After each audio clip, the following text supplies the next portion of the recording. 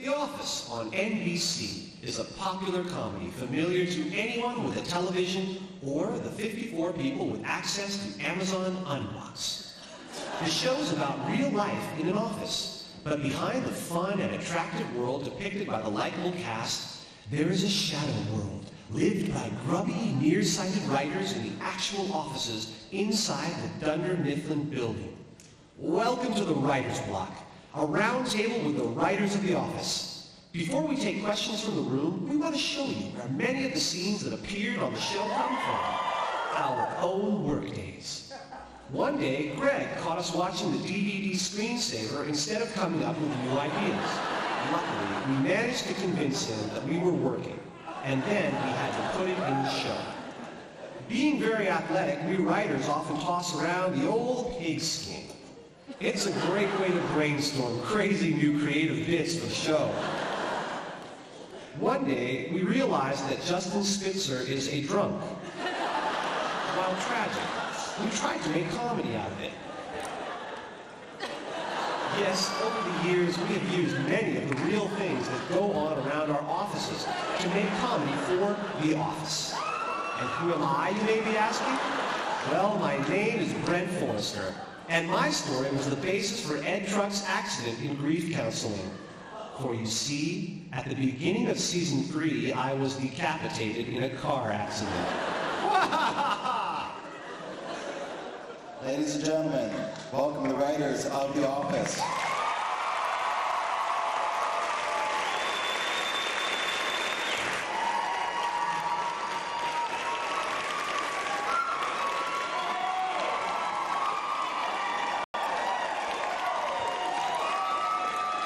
All right. Well, I think a good way to start, if you guys could introduce yourselves and also maybe say an episode that you're proud of writing, proud to be involved in writing, and give the people out here, I know a lot of them know exactly who you are, but give those that don't a good sense of how much you've contributed to The Office. I'm Greg Daniels. I'm proud of writing Bruce Lee. And I am proud of writing The Secret. I'm Mike Shore. I'm most proud of rewriting The Secret.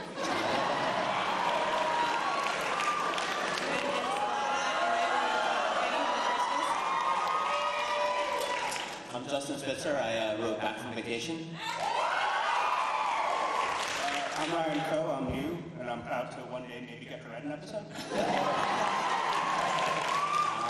I'm Sabinetsky, and I'm proud of helping Mike rewrite Lee on Secret. I'm Jason Kessler, and I'm proud of Greek Thoughts. I'm Mindy Kaling, and I'm proud of my first episode, Hot Girl.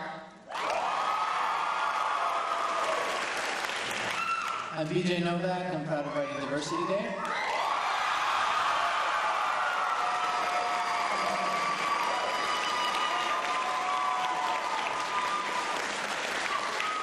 I'm Leslie Lewis. I'm proud of playing the role of Ryan on The Office. I also wrote an episode called Deposition that will be coming up soon. So, I'm Anthony Farrell, and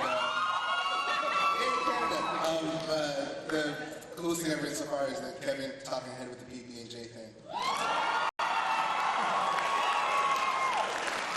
I'm Ken Sabornak. I produce all this guy's crap.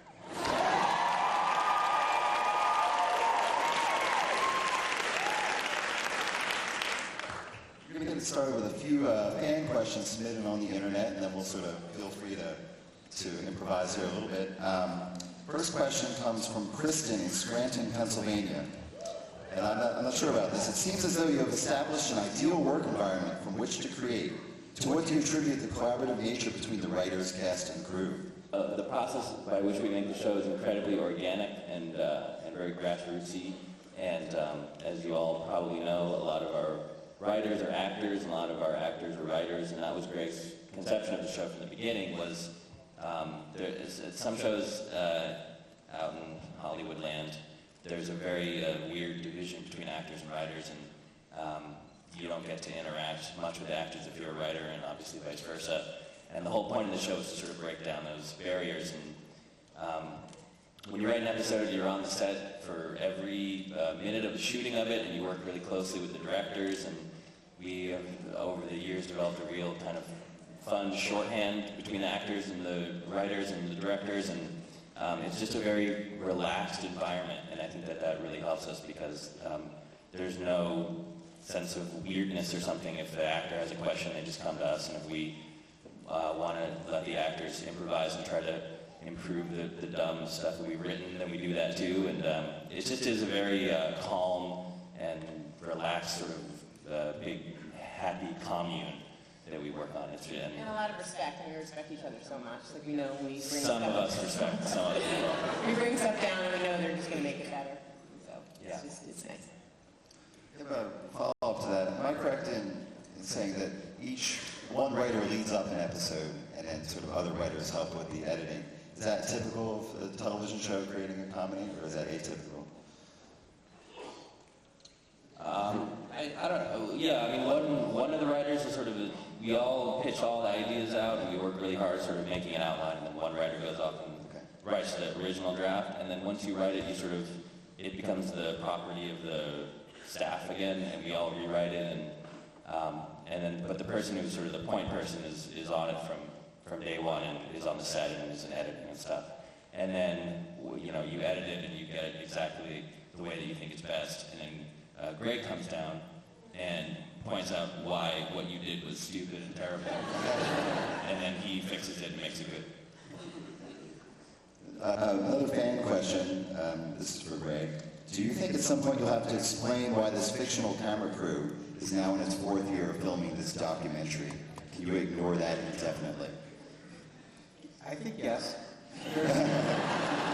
There's a lot of stories from the world of documentaries taking years and years to film. I think Hoop Dreams took 6 years to film or something like that, and there's others that take even longer. And I think it's typical with documentaries that they don't necessarily have big budgets, but they invest years into a project. So whether that's actually true or not is what I believe. As the show has progressed, the office workers seem to have developed a relationship with the documentary crew. Is this growth a conscious choice made by the writers? This is from Jessica in Columbus, Ohio. Jen should answer that. Yeah, occasionally we'll do an episode that kind of focuses, there's an episode that I wrote where Pam was interacting with the cameras, trying to find out if Dwight and Angela were together. And the cameras got involved, and we had a lot of fun with that. We don't do that often, but it's fun when we get to do that. Like, Randall, one of our cameramen, he had a direction of, like, he's really excited to show her something, and he kind of ran up to her desk instead of just the normal, kind of zooming in or going. So the camera was bouncing, and he waited there to try and get her attention, and when she looked up, he, like, pointed out something. So we don't do that very often, but I think it's really fun.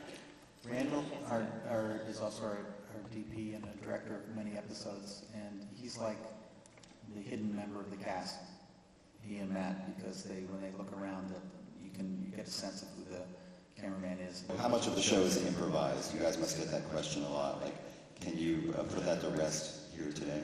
We encourage a lot of improvisation, and once we kind of get it scripted, then we'll throw out lines to the actors, and then they'll start playing with it, and we'll get other things from that. Well, what's interesting is that when people improvise, there's comedy and there's story when you have like an episode, and most often, like 100% of the time, actually, actors will improvise in comedy. But then when you have to edit it, you don't have Steve's not usually like, the reason I did this was because you don't have a lot of improvisation on story. So even though it's hilarious, a lot of times it's cut out. I'll also say I believe that the fact that the actors know that there is improvisation coming up helps the scenes feel real. Because if there was a large gap between how you felt delivering the scripted line and how relaxed and natural you felt when improvising a line, we'd be able to tell that something was off in the way things were written or the way things were being performed. So I think that as a part of the process actually helps the entire show and the scripted lines feel improvised as well. And actually, with us being on set, the writer, whoever wrote the first draft is on set, the actors are really cool about, pretty much doing the lines and then saying, hey, I had an idea for this, I had an idea for that. And, can I try it? And it usually works out great. So it's that kind of relationship. It goes back to, like, they start with the lines as written, then they improvise a version of them, and then often they look back at the original lines with a new understanding of them from improvising it, and they end up doing the lines as written, but more naturally. What are some of the obstacles the writing staff faced when dealing with producing these 4 one-hour-long episodes to open the season?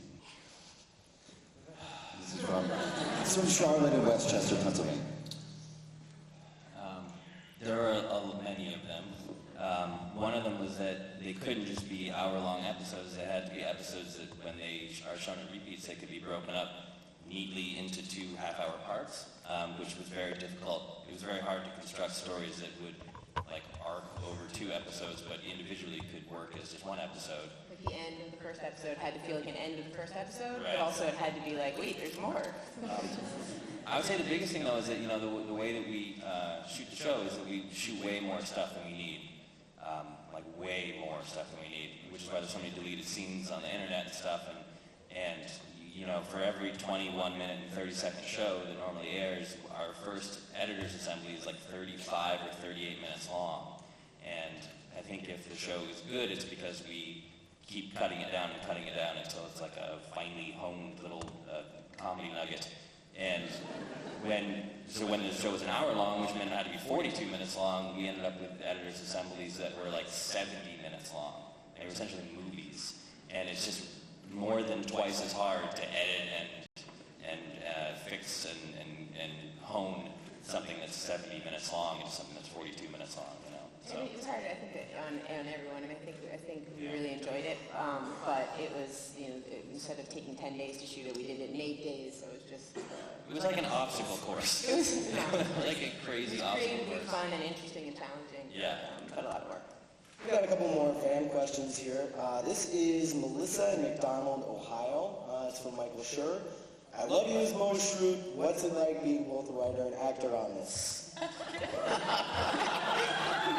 I'm certainly not an actor, whatever you think of me.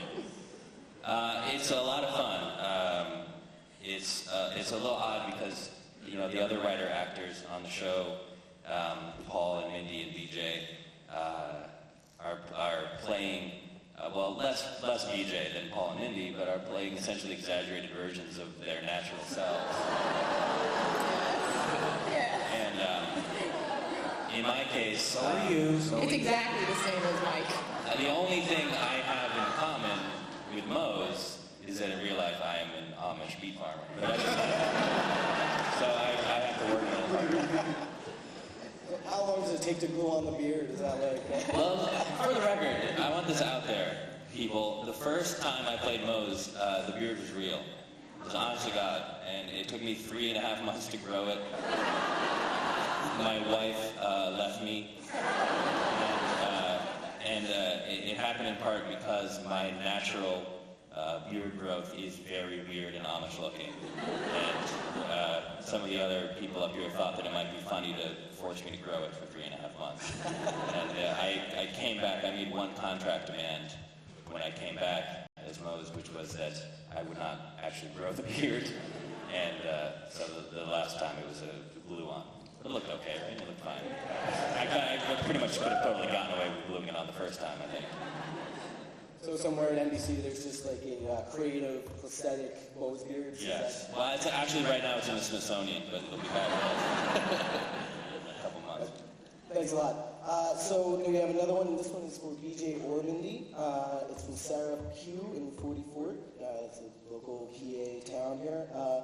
What are your producing responsibilities on the show? Producer, I think, means super duper way to go writer. I think in our case, the writers have all been given by Greg a lot of sort of opportunity for input. Greg solicits opinions from his inner circle, and I would call the writers. Actually, the inner circle in the show is pretty large. There's a lot of creative input. But, to answer your question on a technical level, I think producer is often simply a title that is just given to writers after a certain amount of time, but it reflects a reality that in television more than in films, writers are the ones making a lot of key decisions, influencing things on the set, dealing with the actors and directors to a large extent. So I think that we all do that, all the writer-producers, but I think all the writers who are not credited as producers more or less do that too on our show. And so that gets more into like what you were saying, where you'll have the person who wrote the first draft of the episode on set kind of making decisions in there and helping out. Yeah, generally that person who writes the first draft, who is the writer of the episode, is the point person on set during that script and interacts with the director and often interacts with the actors through the director, you know. I think one of the kind of terrifying things about when you are a producer is that when you're a younger writer, you're then, the way that our staff is so big now that we oftentimes have to split up and you have someone to run the room, and that means they sit at the computer while other writers are around you, and you're the one that kind of decides the order that things are written down or what maybe is on screen, what isn't. And that's a really kind of scary, powerful position. And as a producer, I feel like you're more often than not asked to do that, which is like terrifying for me. All the Racine is often the one at the computer, and Mindy actually wrote a song about what it's like when Paul is at the computer. Will you sing that? Okay, well this is going to just make me sound mean, but like when Greg or Jen say run the room, they're fast typers, they're good spellers, and it's fine because you're all watching Paul it is on brilliant, but the song is justified. And so Paul, he hunts and pecks, he misspells things, oftentimes his hand will slip and we're like all of a sudden in an Excel document. And like, we're all like watching it, and oftentimes he'll just start going to YouTube because someone forwarded him like a cat mauling something. And we're all like, Paul, we're supposed to be watching this. And as you know, Paul is like, on the show, Toby's characteristic is that he's infuriatingly slow sometimes to Michael. You feel like Michael when Paul's You feel like Michael. And so one time we were doing a rewrite really late and Paul's at the computer, I wrote a song, which we all know, so we can all sing it, which is, Paul is at the computer, everybody blow your brains out. Back to your question about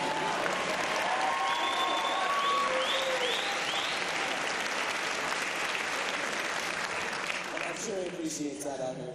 Yeah, it's good that he's not here.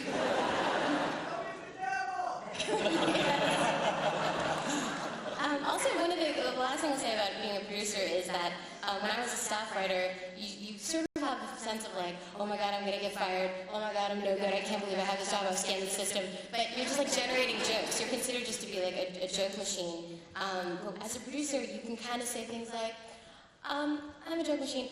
Also, I don't think that character would do that. And you get to be like that kind of guy, which is more fun. You get to have like a little bit more investment. And so you're allowed to have more opinions about larger things. But not as many opinions as like a co-EP or EP, let's say. Anytime you see a really weird name on the show, it's probably Mike. Mike comes up with the craziest names, and I don't know if anyone, I think this made the final cut, but somebody was named Gwendolyn Trundlebed, and Mike named that. And her also, Mike's responsible for Toby Flenderson. Yeah. Crazy. It's like if Paul's thing is that he's terrible at the computer, Mike's thing is that he's like a very funny, very brilliant comedy writer. If you have any name thing, he goes into like nonsense land. What's the joke that if you would be nothing happier would be if you had like a Swedish phone book? Yeah. That was what Paul said he was going to get me for my birthday, was a Swedish phone book. Every name I come up with is like Björn Grundleman, Larsmanson and stuff. As a matter of fact, in the episode that we just did, there's a scene in the deposition where they're reading off the names of the people in the room, and the last two names are Ted Grundleman and Toby Flenderson.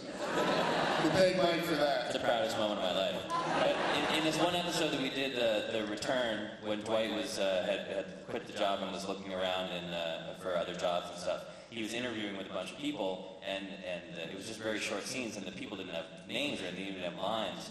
And so it was very late at night, and I wrote in that the woman's name that he was interviewing with was named Gwendolyn Trundlebed for no reason. And then our set designers, who were fantastic, saw that this woman's name was Gwendolyn Trundlebed and thought that we were trying to say something about her character. And she literally was an extra. She just sat there and stared at Dwight.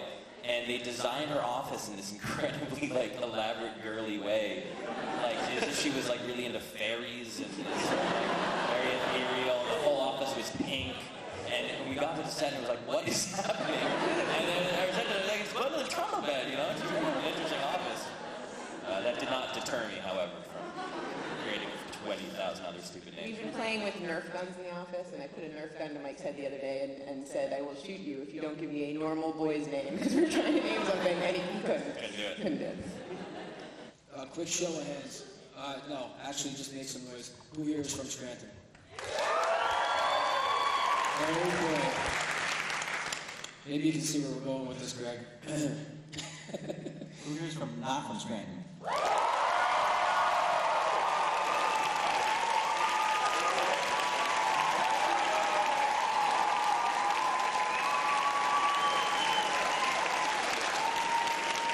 I'm ready for your question now. I take it everyone is here and here is familiar with the Lazy Scranton video? I think we want to know who's behind the Lazy Scranton video.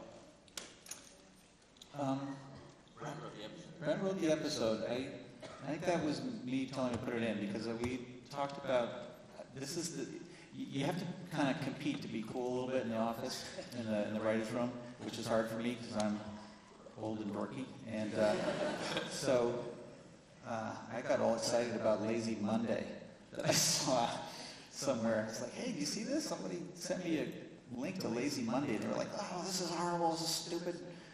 What do you do with Lazy Sunday? That's the cool one. And then I started researching it, and everybody had done some version of Lazy Sunday. There's Lazy Snellville, Georgia. There was Lazy Ramadi, some soldiers did in Iraq.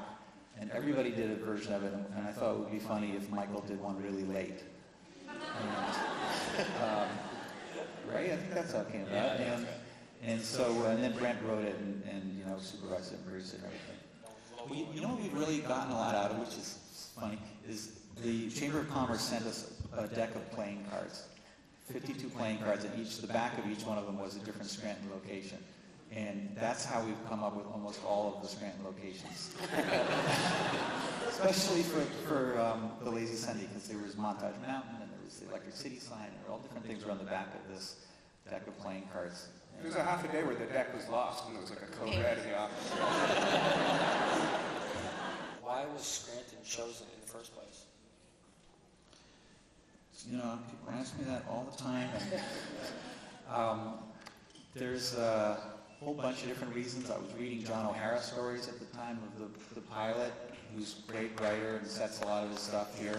A little smattering of applause. Paper Magic is a paper company that does children's Valentines, and it says Made in Scranton on the back of Scooby-Doo Valentines that I had gotten around the same time for my kids.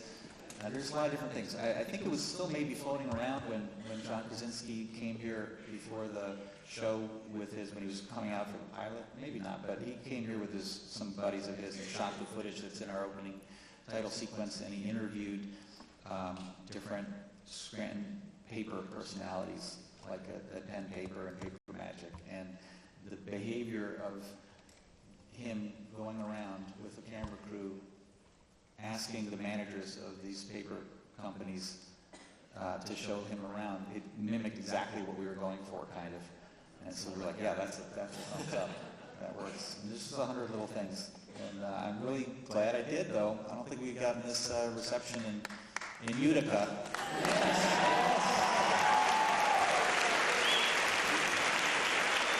Can you just give us a little bit of insight on just how you got involved in the business? I just wanted to say, in terms of education, Anthony and I are going to be starting a master's program in comedy writing. It's going to cost $200,000 a year. So we're accepting applications now. It is not accredited. Does anybody else want to give any more insight? One thing I've been kind of recommending lately to people who want to kind of get in is doing improv classes. Because I feel like you have to be on your feet, you have to pitch something. If it's funny, great. If it's not funny, you can't just kind of melt down and disappear. You have to pitch another thing. And so I think it builds confidence. So if it's something they're interested in doing, I would recommend something like that. Another way to do it is the way Gene Studnitzky did it, which was he was Larry David's nanny. Not kidding. Not Larry David, Harold Ramis. Oh, Harold Ramis. He was Harold Ramis. Although I did babysit Larry's kids once in a while. But that was more for Harold. This is honestly not true. That's how we got into show business. I didn't really want to go into show business. I wanted to be a nanny. I'll say on a creative level, I think it's important to write for an audience. If you want to be a comedy writer, that's important to develop, not simply to write essays for an assignment or follow a book, to develop a voice that actually honestly entertains your friends or readers of your school paper or magazine or people on the internet. You learn a lot from an audience, and we have learned that simply from screening cuts of the show again and again to people we know and people within the staff. And definitely from stand-up, there's a saying that I was taught when I started doing stand-up, which is never blame the crowd. And often it makes sense to lay a little blame on the crowd, but it's better for you to develop if you always think, well, what could I have done better? What was lame in my act? What could have been more novel and more creative? If you develop that for your friends in a way that they would enjoy reading what you write or watching what you do, that can really get you to a higher level creatively, and often that will be discovered. And there's many books and people that can give you advice on the business side, but getting somewhere creatively is an important business side of it too. And also, if you really want to do this, you got to basically move to LA and do it. You can't be in the middle of the country somewhere writing your scripts, hoping someday you're going to be a writer. You have to, except for some of us who start off in New York, like sure wrote for Saturday Night Live, but you kind of have to come to LA and grind it out and write sample scripts and hustle, and it's hard. It's really, really hard to break in, so you have to be fully committed to it. But if you're very good, you can break in. That's the one thing that I think that it's always makes people, I think most writers don't feel great about encouraging people who want to be writers, because you know how many people try and aren't able to do it. But on the other hand, as somebody who hires writers, anytime I see a script that's really A+ grade, Justin Spitzer was the best script of the year that I was reading scripts, and he had gotten hired on another show, and I had him in the back of my head, and it was this one Scrubs episode that he did.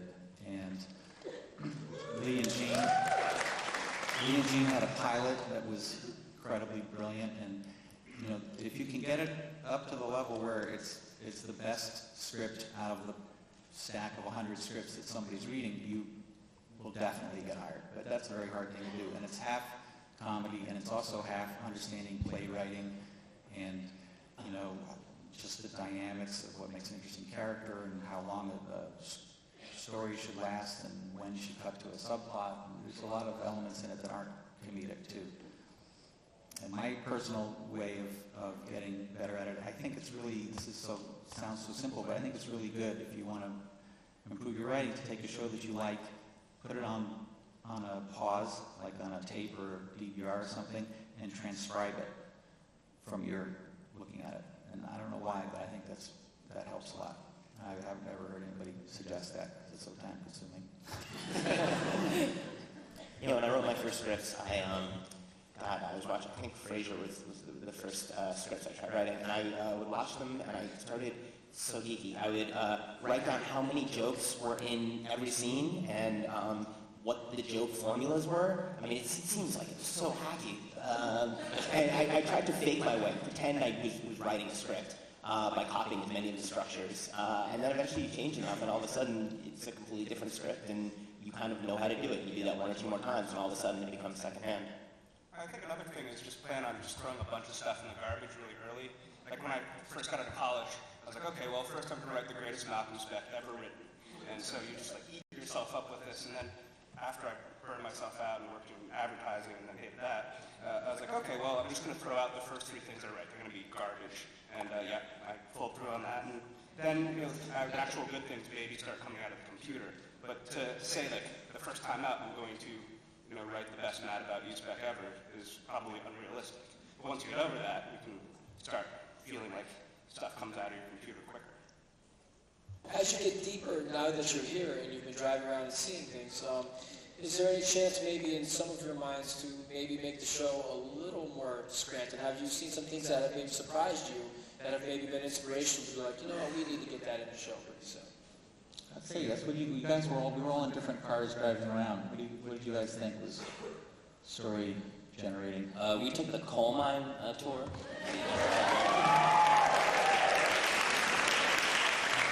And it was very interesting, and we were thinking of trying to think of stories and stuff that we could do, and then slowly over the course of the tour, the mind-numbingly horrifying conditions under which the coal miners had to work in the tour, pushed the thought of comedy so far out of our brains that we couldn't focus anymore. But no, we've done a lot of things I think we're going to at least try to work in somehow. And there's a very sad problem, just fact of life, which is that we shoot the show in a miserable industrial complex in Van Nuys, California, and it just doesn't look anything like Scranton. As we were driving around, and we knew that a lot of us grew up in the Northeast and everything, so we sort of knew that intuitively. But it makes me a little bit sad that we just can't replicate the look and the feel of the town as much as we would like, I think, because we live in a desert with a lot of abandoned warehouses. My question is for any of the writers. What kind of leeway do you have on the characters' backstories? I mean, do you have a Bible that you just have the set of facts, or can you be creative? Jason, when you were a writer's assistant, didn't you keep some sort of Bible? I did. There is a Bible. We don't really have it handy so much anymore, but there's just kind of a listing of all kinds of facts, anything that's appeared in the show. Any kind of research kind of goes into there, so there's a Bible. You know what's really weird is that we generate more ideas by a factor of 10 than we ever use, and so some of these pitches, what we call it, when the writers throw out a suggestion in the room, you kind of fall into the back of your head, and you don't remember whether or not that was ever written, if it was written, whether it was shot, if it was shot, whether it aired, if it aired, whether it aired on TV or on online. So you can get confused, and what happens is it just floats around until you have to make a decision, and it just becomes possibilities. And it could be like for example, characters' religions. That floats around. And if you had a great story idea that Pam needed to be Catholic or something like that, now we can't do it because she's been established as Presbyterian. So every time you make a decision, you kind of limit things. So it's best to kind of keep it open as much as possible so you don't paint yourself into a corner and cut off a good story.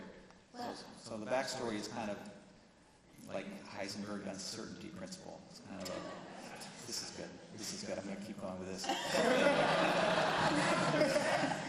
Well, sometimes we'll make these jokes that you just pitch as a joke, and then they have these enormous stakes that you don't think about till later. For instance, the Kelly Kapoor character has a sister who died, and that was a talking head that I think Jean and Lee wrote, which is now part of her backstory, that she's this horrible tragedy, but because she's not real, we think it's funny, so we wrote the joke.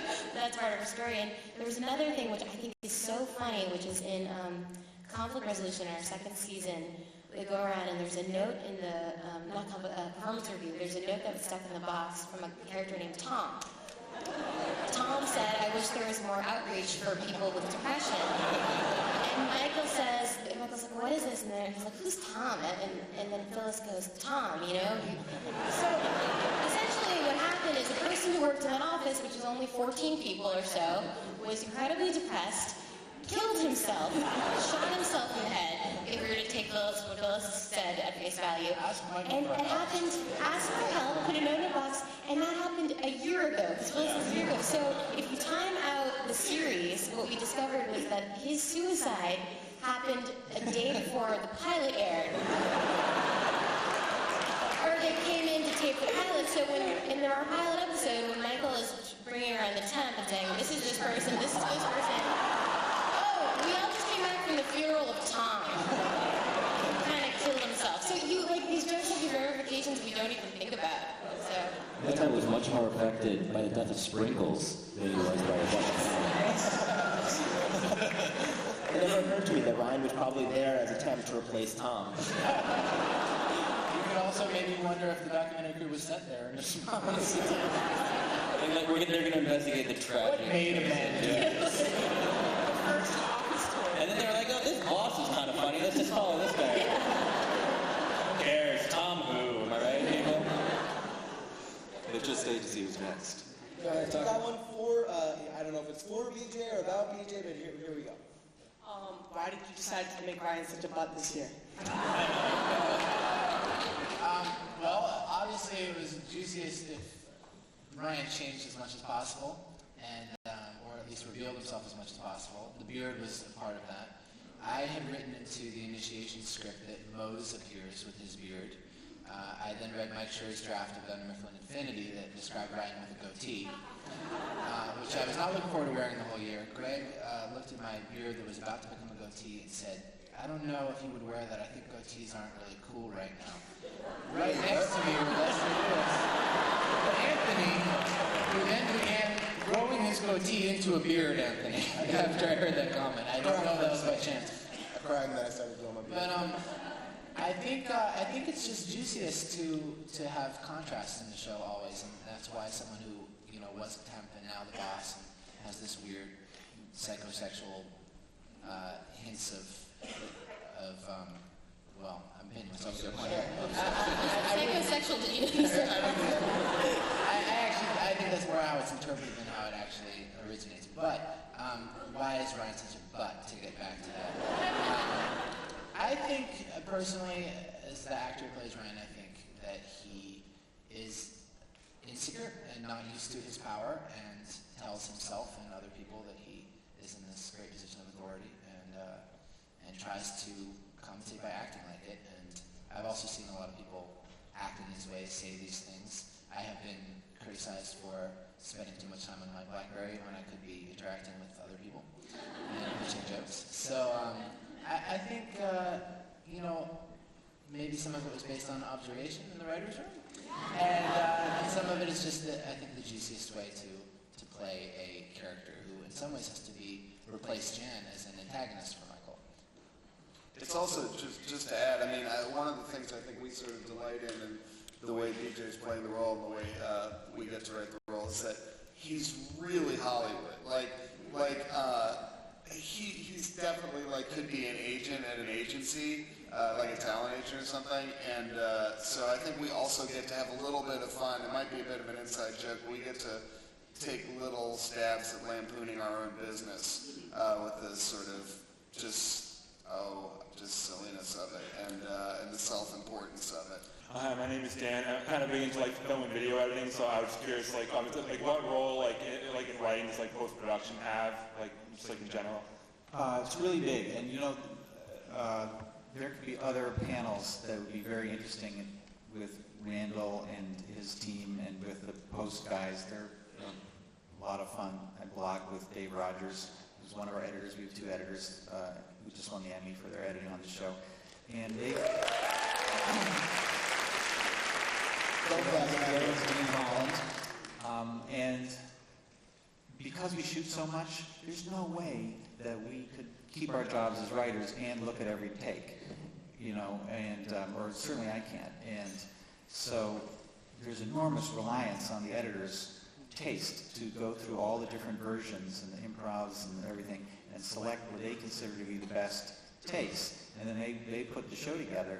And usually when we get in the editing room, it's like, all right, maybe we don't need this scene, but there is an enormous amount of take swapping. So their taste is huge at selecting of all the work the actors do, all the 60 hours that they shoot a week or whatever more, right? Because there's two cameras running. There's enormous amounts of tape that they have to watch, and then they select all the best performances out of that. And it's a huge, huge and important job. Who started first, Jim or Pam?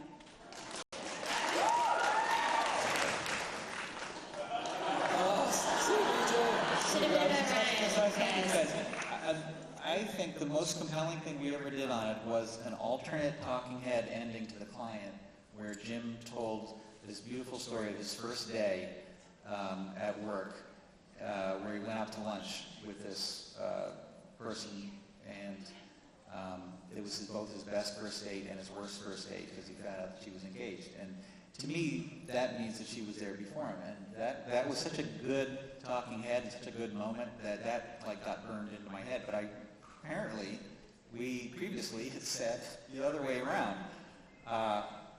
So I don't know. Because I'm going to say that Pam was there first.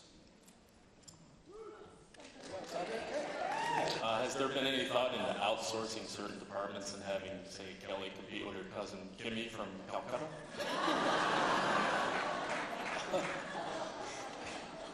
It's funny, actually, that it brings up something that I wish BJ was here or Paul were here, which is that when you're a writer performer on the show, we all work in the annex. I know that there was a period last year where we did this trick of a very funny story move, which is that Michael was very angry with Ryan and moves him to the annex.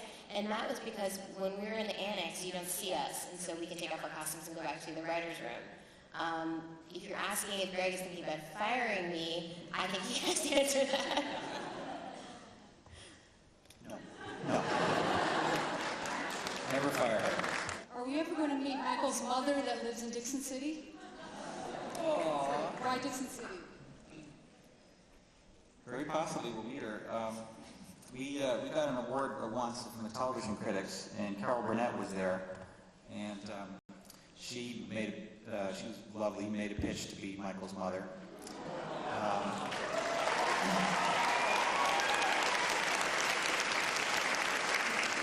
So I've been kind of reluctant to do that, though, because it feels like on a documentary to see a big famous actress like that, you'd heard it. So let's use this as a test case. So, all right, what do you think of celebrity guest stars in general? How about Carol Burnett?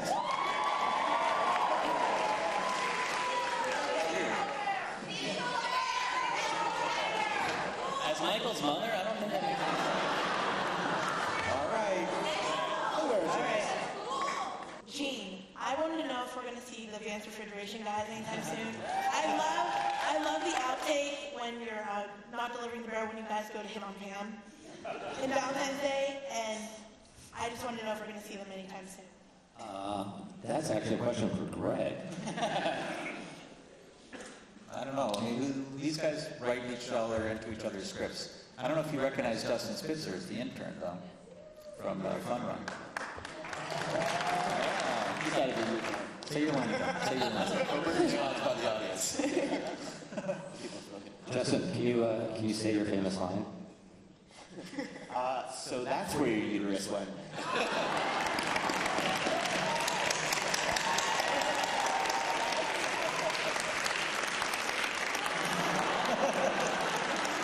Some of them have been holding out. Jen Sled has been holding out for a better part. I desperately want to be a shrew.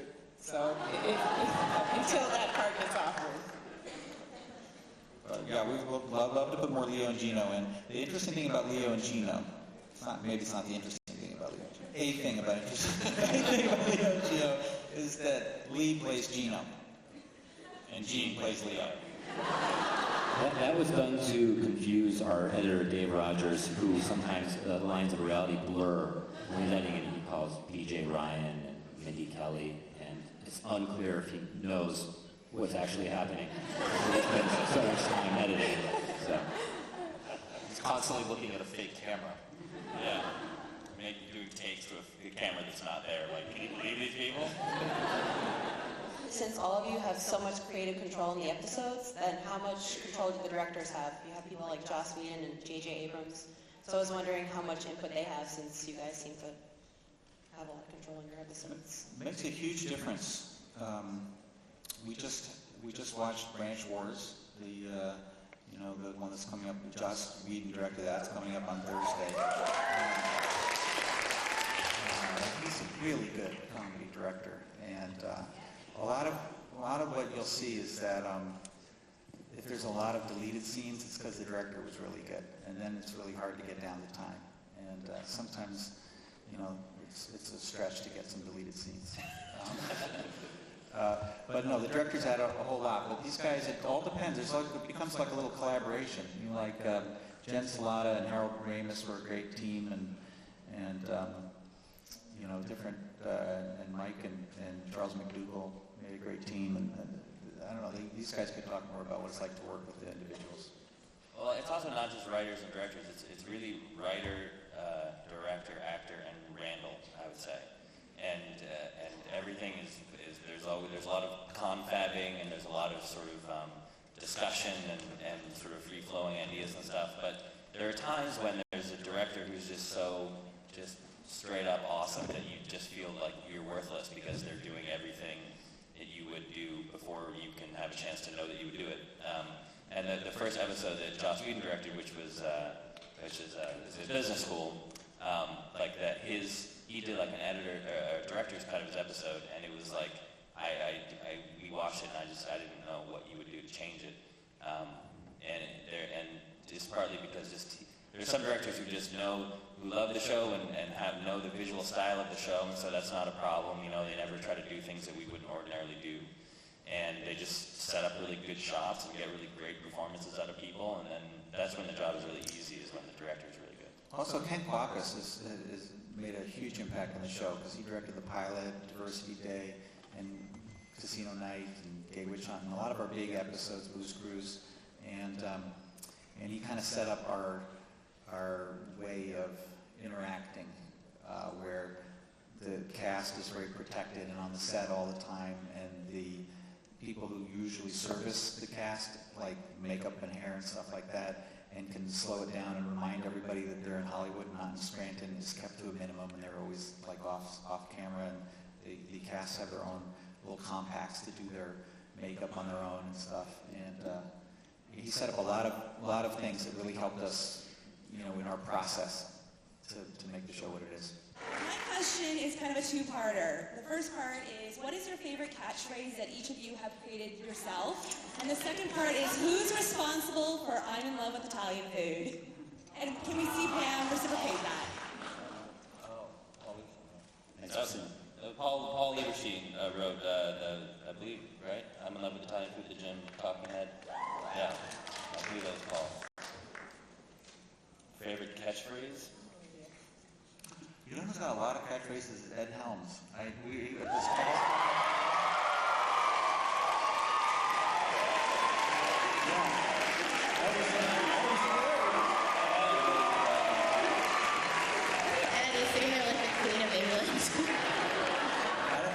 think a lot of times the catchphrases come from the actors. Just like in the script, it might say like "shut up" or something, and then when Steve turns it into "shut it," you know, and the way he says it, it kind of becomes a catchphrase, and then we start using it. But I think that they probably come up with most of them.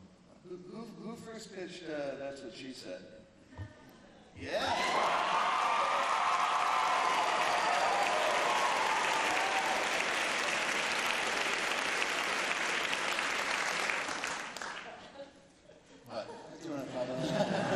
That's just, that's a very common, I found my college and high school thing, that's what she said.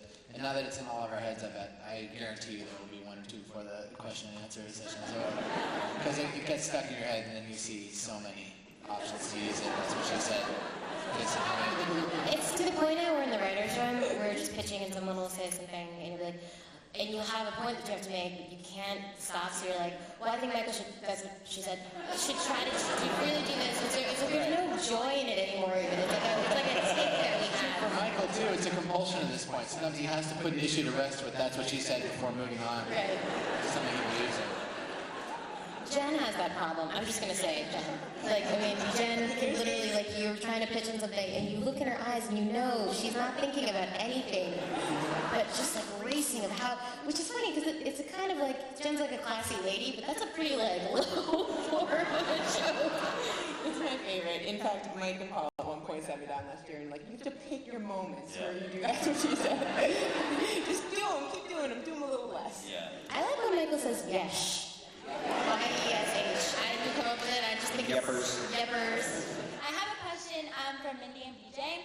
I've noticed, especially last season, that the episodes that you write tend to center around your character a little bit more than otherwise. So I was wondering if you feel yourself biased a little bit towards developing your own character and getting to do what you feel like, because who knows their character better than you guys, right? So that, you know, things that maybe other people might not come up with, and a little bias towards gearing the story around your character. What part of Diwali did you think had to do with me or anything about, or casting my actual parents in an episode? How dare you? How dare all of you? No, it's fun. I mean, it's really, when you get to write an episode, sometimes I get asked this question, and it is fun to write. I mean, like, I'm a performer, and it is fun to write stuff for yourself. And if you can do it and it's good and it's organic, then I think in Diwali it was nice because Kelly was the catalyst for them being able to hang out with a bunch of Indian people and see, like, Michael doing Indian dancing and stuff. So it worked. When, like, for instance, in the episode you guys were going to watch a clip of, Kelly is not in the episode because it didn't really serve a purpose. I couldn't find a way that her character could have, like, a comment on what was going on or part of it, though I tried. So, she pitched the narration for Kelly. It's going to be a dream that Kelly had. Welcome to Scranton, everybody. Oh my God, you guys, it's Branch Wars. Just like anything. Oh my God, just anything. But, like, everyone does it. Like, Mike is constantly like, how do we put Mose into the convention? Could Mose come along with Pam and Angela when they talk about Dwight? Like, he's always just trying to put himself in. Come to work with that beard on, sit at the desk, say, wouldn't it be funny if Mose did this, Mose did that. And also, you guys know that, like, the team, Lee and Jean, were not sitting next to each other to appear like autonomous units, are also characters on the show. They play Leo and Gino, who work at Advanced Refrigeration. We talked about that. Oh, you did? When I was in the bathroom? Some other time. Okay, sorry, I missed it. But, like, it's a temptation, but, oftentimes you are not in your own episode. BJ, is the same thing for you? Yeah, well, sometimes there's an episode, like, I believe Mike came up with the idea for the fire, and Greg assigned it to me just because it seemed like a good fit, when I started the fire, how about, the guy who plays Ryan writes the episode. And that was great, and, sometimes, though, I prefer it when someone else writes Ryan because it will push me more. Like when I read Mike's draft for Dunder Mifflin Infinity, I wouldn't have thought, because as the actor who plays Ryan, I'm always thinking, well, what would he do, what would he feel, how would it be real, and to see things that were more extreme than I would have guessed, it's not something I would have written, but it made it much more interesting, and it was fun to play. Well, how could he do this? How could he pull this up? How could this be fun? How could this be, how would it be justified? And that, I think, is a much more interesting contrast when someone else pushes the character and you have to figure out how to do it. Let me say this, everybody realizes how important and unprecedented it is to have almost every writer from the best show on TV in Scranton right now, but I think we all agree that it's great that you're here, number one, but number two, it's also great that you are as funny as we wanted you to be right now. Thank you so much.